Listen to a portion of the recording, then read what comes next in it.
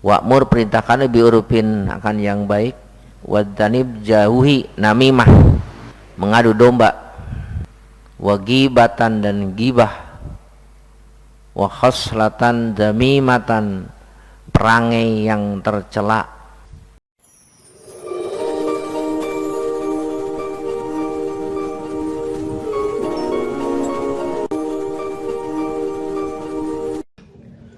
Assalamualaikum warahmatullahi wabarakatuh. Selamat bertemu kembali dengan Karyan Gunawan Channel. Sobat-sobat sekalian, jangan lupa klik like, subscribe, dan juga komen. Selamat menyaksikan.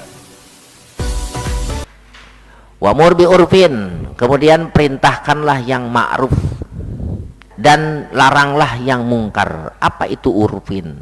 Urfu itu menurut bahasa ma'arafau syar'u, yang dianggap baik oleh syara, yaitu wajib, mandub.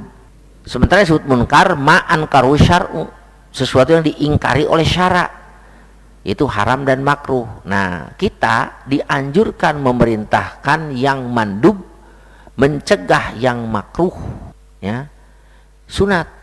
Kalau yang wajib, wajib kita perintahkan. Kalau yang haram, wajib kita larang. Kalau yang sunat, dianjurkan untuk diperintahkan. Ayo sholat duha, tahajud, witir, nah gitu. Kalau yang makruh, jangan makan jengkol atuh, ya. Sekali lagi ya, wajib memerintahkan yang wajib, dan wajib hukumnya mencegah dari yang haram. Apakah fardu ain atau fardu kifayah? Para ulama sepakat bahwa kewajiban amar ma'ruf nahi munkar itu hukumnya fardu kifayah. Jadi kalau di tempat itu ada orang satu saja yang berbuat amar ma'ruf nahi munkar, maka gugurlah dosa dari semuanya. Tapi kalau tidak ada satupun di masyarakat itu yang amar ma'ruf nahi munkar, maka berdosalah semuanya, ya. Wadanib namimah, jauhi namimah. Apa namanya itu? Namimah itu adalah mengadu domba. Kalau dalam bahasanya naklu kalamin nas, memindahkan perkataan orang kepada orang lain untuk terciptanya permusuhan. Nah, ya, itu nggak boleh ini. Namimah itu dilarang. Nah, kalau ada orang membawa berita kepada kita tentang sesuatu, supaya kita terhindar dari namimah, ada syarat yang harus kita penuhi. Pertama, jangan membenarkan si pembawa berita tersebut. Yang kedua, menasehatinya. Yang ketiga, marah, sebab itu marah karena Allah di situ. Yang keempat, tidak menduga kepada orang yang dipindahkan, yang diceritakan orang buruk. Jangan. Jadi harus tetap berbaik sangka. Nah, itu supaya kita terhindar dari namimah. Hukumnya semua para ulama sepakat namimah itu kabiratun, dosa besar. Berdasarkan hadis Nabi, la yadkhulul jannata namamun, tidak akan masuk surga terlebih dahulu orang yang suka namimah, orang yang suka ngadu domba.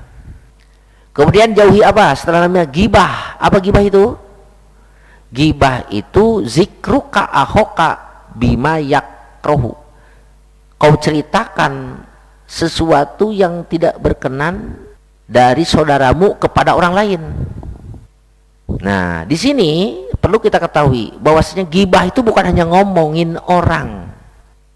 Jadi gini, kullu ma afham tabi, setiap sesuatu yang kau berikan pemahaman dengan sesuatu tersebut kepada orang lain yang sifatnya mengurangi martabat orang muslim, baik dengan ucapan, tulisan, isyarah dengan mata, isyarah dengan tangan, isyarah dengan kepala, ya, gitu ya. Ini kita nulis, kita isyarah dengan mata, kita isyarah dengan kepala kepada orang lain tentang kekurangan orang lain, itu juga sudah termasuk ghibah.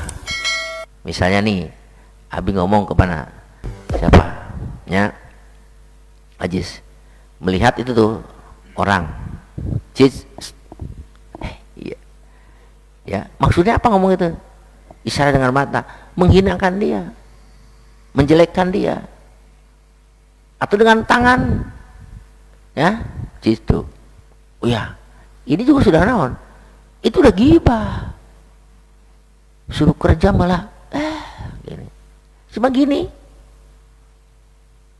Awas, di medsos ada like, dislike, itu bisa jadi gibah itu, ya. Kalau tidak suka, kalau kita tidak ingin termasuk dalam gibah, jangan ditandai dengan dislike.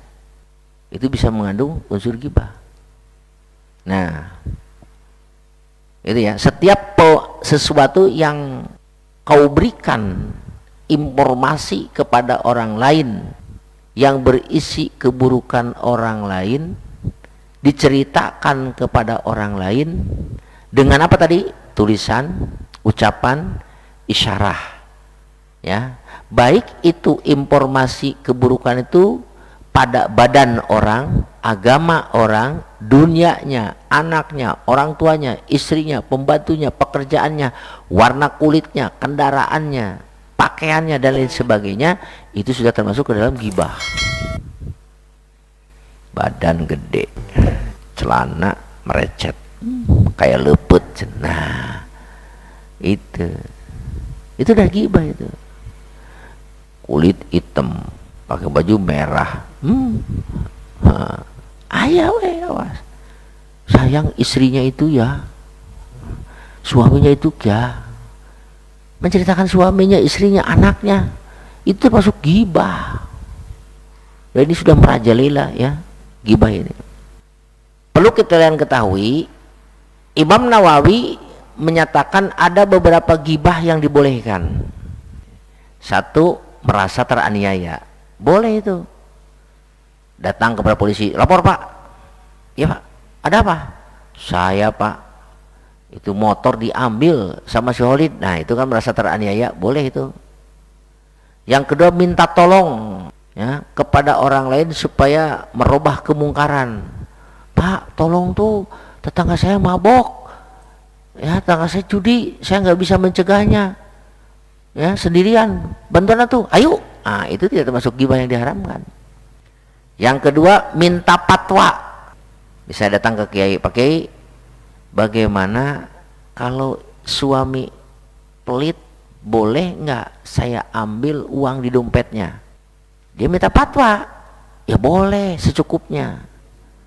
Nah, itu boleh menceritakan kejelekan suami karena minta fatwa. Yang keempat, tahzir, ngingetin orang, itu gibah yang dibolehkan. Awas, jangan gaul dengan dia pemabuk, boleh. Jangan nikah sama dia ya, dia itu sudah berisi 4. Nah gitu, atau apa saja lah ya, ingetin. Nah yang kelima, takrib memperkenalkan, boleh. Misalnya ada orang namanya di sini Endang. Endang tuh ada 3, ada hitam kulitnya, ada yang tinggi, ada yang pendek. Pak, saya mau ketemu Endang mana? Itu tidak termasuk gibah. Nah itu ya gibah yang dibolehkan. Lanjut. Wa khaslatan zamimah, jauhi pula perangai yang apa? Perangai yang tercela.